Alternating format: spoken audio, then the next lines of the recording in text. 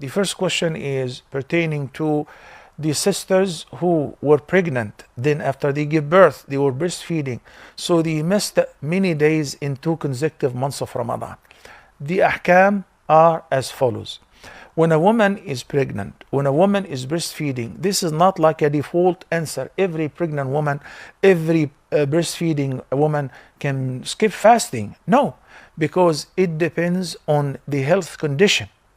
We have seen pregnant women, they play aerobics and they do heavy exercise even though they are in the 9th month. So it depends on the condition of each individual. If the sister who is pregnant finds difficult to fast and her doctor said it is not advised to fast, in this case, skip fasting and count how many days you skip fasting.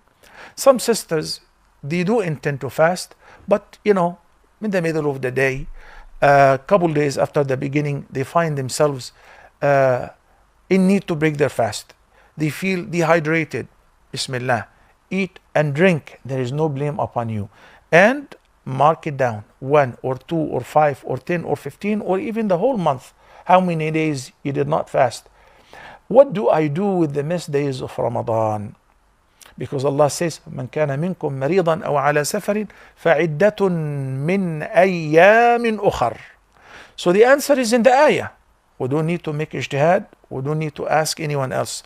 Allah says in case one is sick, one is traveling, they're allowed to skip fasting and they just need to make up those days some other time. After Ramadan, after she gives birth, after she finishes the breastfeeding, the weaning of the child, and so on.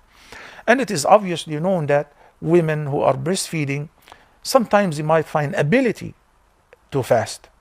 And it is not always for the 2 years of the breastfeeding. First couple months, afterward the breastfeeding will be a little lighter. 6 months later you can start feeding some boiled fruits or vegetables, based on your doctor's advice. So that gives you a break.